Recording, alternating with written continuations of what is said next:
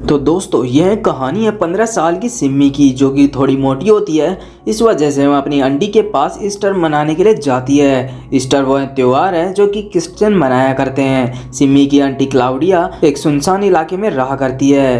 पहले वह एक न्यूट्रिशन रह चुकी थी। उन्होंने खाने पीने के बारे में काफ़ी किताबें भी लिखी होती है और इंसानों को क्या खाना चाहिए और क्या नहीं खाना चाहिए इस चीज़ का भी उसे ख्याल रखना होता था। उनकी सारी किताबें खाने पीने से रिलेटेड थी।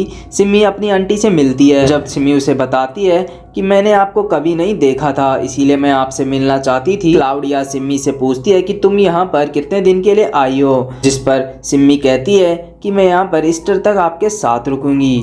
जिस पर क्लाउडिया उसे कहती है कि तुम यहाँ पर इतने टाइम नहीं रुक सकती, तुम यहाँ पर केवल एक हफ्ते मेरे पास रुक सकती हो। जिसके बाद यह सुनकर उसे काफ़ी अजीब लगता है। क्लाउडिया उसे कहती है कि ईस्टर को हम लोग अकेले ही मनाना पसंद करते हैं। अब वह जाते जाते सिम्मी को यह कहती है कि तुम मेरे बेटे के कमरे में रह सकती हो। जिसके बाद सिम्मी अपनी मोम को फ़ोन करती है। सिम्मी का मकसद दरअसल और ही कुछ होता है, क्योंकि वह उसे बताने से शर्मा रही थी और वह बहुत ज़्यादा मोटी थी। इसीलिए वह अपनी आंटी के पास कुछ चीज़ों को सीखने के लिए आई थी, ताकि वह भी नॉर्मल लड़कियों की तरह खूबसूरत दिख सके। अब रात को जब सभी खाना खा रहे होते हैं और हम क्लाउडिया के बेटे को देखते हैं, जिसका नाम फिलिप होता है। दरअसल फिलिप के असली डैड मर चुके थे, जिसके बाद क्लाउडिया ने दूसरी शादी कर ली थी और जो उनके साथ ही रहा करता था। मगर खाना खाते समय सिम्मी यह बात नोटिस करती है, क्लाउडिया का हस्बैंड उसके बेटे फिलिप को बिल्कुल पसंद नहीं करता है। क्लाउडिया बहुत ही प्यार से फिलिप के लिए खाना खिलाती है, तो सिम्मी देखती है कि मेज पर सिर्फ फिलिप और वह खाना खा रहे होते हैं, जबकि क्लाउडिया और उसका हस्बैंड वहीं पर बैठे होते हैं। उसी रात सिम्मी अपने मोटापे की वजह से बहुत परेशान थी और जैसा कि हमें पता था कि उसका मकसद अपनी आंटी के पास प्रॉब्लम का समाधान करने के लिए आई होती है। फिलिप सिम्मी से बदतमीजी करने लगता है कि वह उसे अपने कमरे में नहीं रखना चाहता था। तभी क्लाउडिया आती है और वह अपने बेटे को गुड नाइट किस करके उसका फ़ोन चेक करती है। अगली सुबह सिम्मी जंगल में जाती है तो वहाँ उसे एक सूखी लकड़ियों से बनी हुई एक झोंपड़ी दिखाई देती है, जिसमें एक बैग भी रखा होता है। लेकिन वह उस पर ध्यान न देकर वापस अपने घर चली जाती है। वह नहाकर जब वापस आती है तो क्लाउडिया के हस्बैंड को देखती है, जो कि वो रजिस कर रहा होता है। और यह देखकर वह काफ़ी ज़्यादा हैरान थी, क्योंकि वह इतनी उम्र में भी इतने फिट होते हैं। हालांकि उसकी उम्र बहुत ज़्यादा थी, मगर अब वह जवान लड़के की तरह दिखाई दे रहा था। सिम्मी कमरे में जाकर अपनी आंटी को देखती है, जो कि अपना सामान अलमारी में रख रही थी। क्लाउडिया को सिम्मी के सामान में किताब मिलती है, जिसे वह देखकर खुश होती है। तब वह पूछती है कि तुमने मेरी यह किताब पढ़ी है? तब सिम्मी बताती है कि मैंने आपकी हर एक किताब को पढ़ चुकी हूँ। शाम को सिम्मी देखती है कि क्लाउडिया और उसका हस्बैंड बहुत परेशान थे, क्योंकि उन्हें पता चलता है कि फिलिप घर छोड़कर भाग चुका है। वह पुलिस को कॉल भी करते हैं और फिर तीनों काफ़ी देर ढूंढने के बाद आखिर में फिलिप को ढूंढ ही लेते हैं। जिसके बाद क्लाउडिया अपने बेटे को देखकर काफ़ी ज़्यादा खुश होती है। जिसके बाद क्लाउडिया सिम्मी से कहती है कि अगर तुम अपना वजन कम करना चाहती हो तो मैं तुम्हारी मदद कर सकती हूँ। डिनर के समय क्लाउडिया बहुत ही मज़ेदार खाना बनाती है, मगर वह सिर्फ फिलिप को ही दे रही थी। सिम्मी से कहती है कि अगर तुम्हें पतला होना है तो तुम्हें 4 दिन तक कुछ भी नहीं खाना होगा। यह बात सुनकर सिम्मी थोड़ा हैरान होती है, क्योंकि वह इन सब के लिए तैयार नहीं थी। और वह यह भी नोटिस करती है कि फिलिप हमेशा डरा और सहमा हुआ रहा करता है। और रात को बचा हुआ खाना जब सिम्मी फेंक रही होती है तो उसका दिल तो खाने को खूब करता है, लेकिन वह अपने दिल पर कंट्रोल कर लेती है। और रात को सोने से पहले क्लाउडिया जब उसका वज़न भी चेक करती है और वह सिम्मी को कहती है, मैं तुम्हारा रोज़ वज़न चेक किया करूँगी और तुम्हें मेरी हर बात को मानना होगा, वरना तुम कभी भी एक खूबसूरत लड़की नहीं बन पाओगी। सिम्मी अपनी आंटी क्लाउडिया से वादा करती है और उसकी हर बात मानने का फैसला करती है। यह बात सुनकर क्लाउडिया भी काफ़ी खुश थी। जिसके बाद सिम्मी जब रात को सोने के लिए बेड पर जाती है तो देखती है कि उधर एक चूहा मरा होता है, जिसे देखकर वह काफ़ी ज़्यादा डर जाती है और क्लाउडिया को बुलाती है। जिसके बाद वह उस मरे हुए चूहे को साफ कर देती है। अब सिम्मी उस बेड पर नहीं सोना चाहती थी, क्योंकि वह काफ़ी ज़्यादा डर गई थी। जिसके बाद वह बाहर के एक सोफे पर सोने के लिए चली जाती है और उसे लगता है कि इस चूहे को ज़रूर फिलिप ने ही मारा होगा, क्योंकि वह हमेशा से एक चाकू अपने पास रखा करता है। तो क्लाउडिया का हस्बैंड उसे मिलता है और उसे कहता है कि तुम्हें अपना वजन कम करने की क्या ज़रूरत है, तुम जैसी भी हो अच्छी लगती हो। लेकिन सिम्मी उसकी बात पर ध्यान न देकर आगे निकल जाती है। ऐसे ही 3 दिन गुजर जाते हैं। सिम्मी ने पिछले 2 दिन से कुछ भी नहीं खाया था और वह सुबह फिलिप को नाश्ता करते हुए देखती है तो उसका दिल भी काफ़ी करता है, मगर क्लाउडिया के हाथ तो मजबूर थी, क्योंकि उसने उसे वादा किया था। तभी क्लाउडिया सिम्मी को कमरे में बुलाती है क्योंकि उसके बैग में उसे एक चॉकलेट का रैपर मिला था। गुस्से में सिम्मी को कहती है कि तुमने वसूलों को तोड़ा होगा जबकि मैं तुम्हारी मदद कर रही हूँ, लेकिन सिम्मी कहती है कि यह मेरा नहीं है, शायद फिलिप ने यह सब किया होगा। लेकिन क्लाउडिया उसे एक और मौका देते हुए बोलती है, मैं तुम्हारी इस गलती को माफ़ करती हूँ, लेकिन आगे से तुमने ऐसा किया तो मैं तुम्हारी कभी भी मदद नहीं करूँगी। जिसके बाद सिम्मी देखती है कि फिलिप को चोट लगी थी। क्लाउडिया उसको भाप दे रही थी और ऐसा लगता है कि जैसे उसकी आंख पर किसी ने मारा होता है, लेकिन क्लाउडिया उसे कहती है कि फिलिप सीढ़ियों से गिर गया था। लेकिन क्लाउडिया को देखकर ऐसा लग रहा होता है कि वह जरूर सिम्मी से कुछ छुपा रही है। बाद सिम्मी को ऐसा लग रहा था कि शायद क्लाउडिया का हस्बैंड फिलिप को मारता होगा। फिलिप भी खामोश रहा करता था, इसीलिए वह उसे कुछ भी नहीं पूछ सकती थी। रात को खाना सिर्फ फिलिप ही खाता है, सिम्मी उसे देख ही रही होती है। जाहिर है उसका खाना बंद था। उसी रात क्लाउडिया सिम्मी को एक ताबीज़ देती है और उसे गले में पहनाकर कहती है कि तुम्हें जब भूख लगे तो तुम इस ताबीज़ को चूम लेना, तुम्हारी भूख तुरंत गायब हो जाएगी। कमरे में बेड पर चूहे के मरने के बाद सिम्मी कभी भी कमरे में सोने के लिए नहीं गई और वह भारी सोफे पर सोया करती थी। आज भी वह जैसे ही वहाँ तैयार हो रही थी तब क्लाउडिया उसे कहती, आज मुझे थोड़ा काम है इसीलिए तुम रूम के अंदर ही सो जाना। तब वह बताती है कि वह एक किताब लिख रही है, लेकिन सिम्मी जब उसे पढ़ने के लिए बोलती है तो क्लाउडिया उसे मना कर देती है क्योंकि अभी वह पूरी नहीं हुई थी और वह उसके समझ में भी नहीं आएगी। अभी उसकी अजीब बातों की वजह से सिम्मी समझ जाती है कि उनके तभी किताबें इतनी सेल नहीं हो रही हैं। हम देखते हैं कि सिम्मी की भूख की वजह से नींद भी नहीं आती है और वह उठती है और फ्रिज में जाकर खाना ढूंढने लगती है, मगर फ्रिज बिल्कुल खाली था। तभी क्लाउडिया का हस्बैंड वहाँ पर आता है जो सिम्मी के साथ बदतमीजी कर रहा होता है।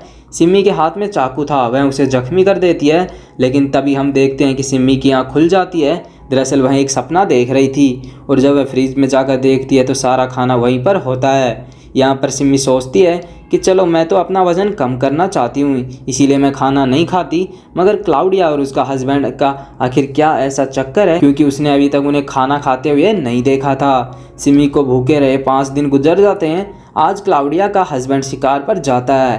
क्लाउडिया का हस्बैंड अपने बेटे फिलिप को भी साथ शिकार करना सिखाता है। फिलिप शिकार में अच्छा था, लेकिन तभी एक खरगोश का शिकार करते हैं और वह काफ़ी तड़प रहा होता है। क्लाउडिया का हस्बैंड उसे मारने को बोलता है, लेकिन फिलिप ऐसा नहीं कर पाता और यह काम सिम्मी जाकर कर देती है। जिसके बाद वह घर आकर फिलिप से पूछती है कि तुम इतना क्यों डरते हो, जिस पर वह उसे कहता है कि मुझे अपने डैड से नहीं बल्कि अपनी माँ से खतरा है। यह जानने के बाद वह कहता है कि वह मुझे नुकसान पहुँचाना चाहती है। सिम्मी कहती है कि तुम गलत सोच रहे हो, तुम्हारी माँ एक अच्छी औरत है और तुम्हें तुम्हारा भलाई चाहती है। फिलिप कहता है कि यह सिर्फ उनका दिखावा है अच्छा बनने का। यह बातें सुनकर सिम्मी क्लाउडिया के पास जाती है और यह सब कुछ बता देती है, जिस पर क्लाउडिया रोने लगती है और वह उसे बताती है कि मेरे बेटे की दिमागी हालत ख़राब है और अक्सर वह वहाँ से भाग जाता है और अब पुलिस भी हमारी मदद नहीं करती है क्योंकि वह कई बार ऐसा कर चुका होता है।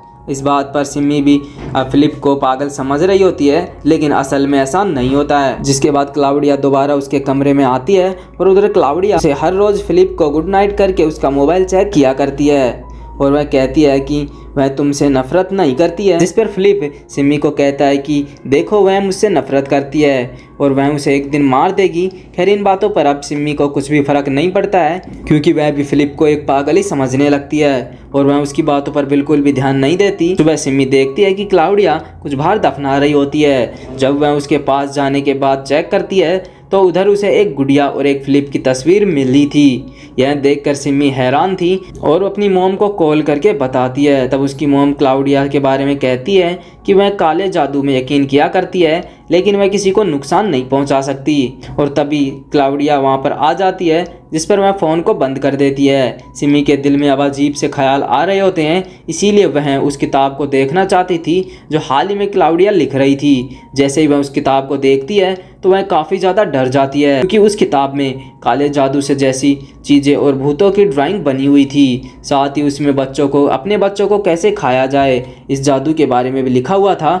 अब यह जानने के बाद सिम्मी का काफ़ी बुरा हाल होता है और अब वह यहाँ से जाना चाहती थी। एक दिन वह देखती है कि क्लाउडिया खाना खिलाते हुए फिलिप को मार रही होती है। सिम्मी को यह सब कुछ अजीब लग रहा था और वह एक पल के लिए भी यहाँ पर नहीं रुकना चाहती है। इसीलिए वह एक प्लान बनाती है, फिलिप को बताती है कि मैंने मेन गेट की चाबी चुरा ली है और फिलिप को वह कहती है कि सुबह 6 बजे हम दोनों इस घर से निकल जाएंगे।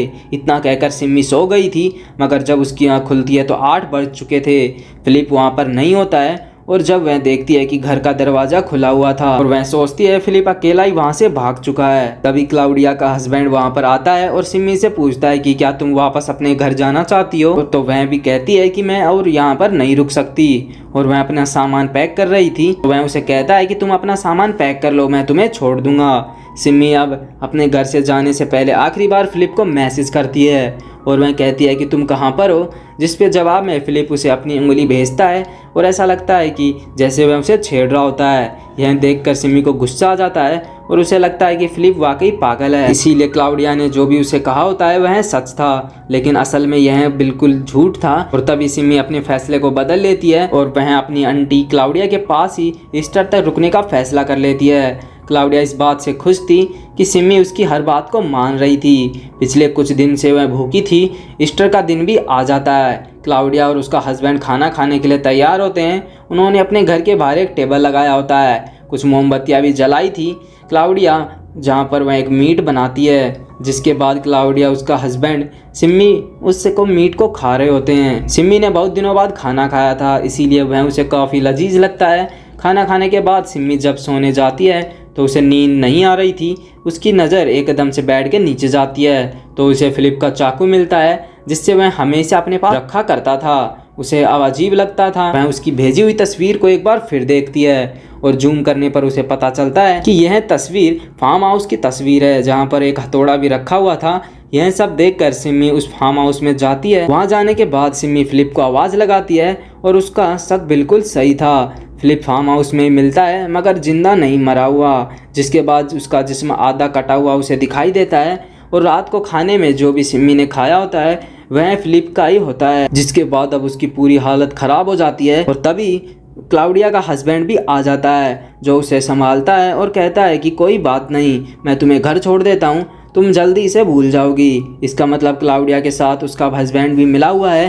तब भी सिमी के साथ जो फिलिप का चाकू था वह क्लाउडिया के हस्बैंड को मारकर वहाँ से भागती है। वह क्लाउडिया अपनी गन लेकर वे दोनों उसका पीछा करते हुए उसे भी मारने की कोशिश करते हैं। सिमी रोते हुए जंगल की तरफ भाग रही थी। पीछे क्लाउडिया भी आ जाती है। वह उसे समझाती है। सिमी उसे हर्ट नहीं करना चाहती थी और जहां हम देखते हैं कि वह उस झोंपड़ी के अंदर पहुंच जाती है। झोंपड़ी में जो बैग होता है उसके अंदर एक गैसोलीन पड़ा होता है। यहाँ पर क्लाउडिया उसे बातों में उलझाकर उसे मारना चाहती थी, मगर सिमी उस पर ही तेल डालकर उसे जिंदा जला देती है। फिर किसी तरह वह भागकर गाड़ी के पास जाती है, जहाँ पर क्लाउडिया अब उस हस्बैंड को जख्मी हालत में तड़पता हुआ देखती है। वह सिमी को मारने को कहता है, लेकिन सिमी नहीं चाहती थी। वह उसे ऐसा ही तड़पता हुआ देखना चाहती थी, क्योंकि जो भी उन्होंने फिलिप के साथ किया होता है यह सब उसकी सज़ा होती है। क्लाउडिया कुछ शैतानी ताकतों की पूजा किया करती थी, मतलब वह एक कल्ट से होती है जिसमें अपने बच्चों को कैसे खाया जाए वैसे रिचुअल को सीख रही थी। क्लाउडिया का मानना था कि उसका बेटा अब उसके साथ जुड़ चुका है और वह उसके जिस्म का हिस्सा बन चुका है। यह कहानी हमें यह बताती है बुराई कितनी बड़ी क्यों ना हो, आखिर में जीत सच्चाई की होती है। जहाँ पर क्लाउडिया इन चीज़ों को यकीन रखती थी और यकीन के जरिए ही इंसान क्या कुछ नहीं कर लेता है। तो दोस्तों यह कहानी यहीं पर ख़त्म होती है। हम मिलते हैं आपसे एक और नई वीडियो के अंदर।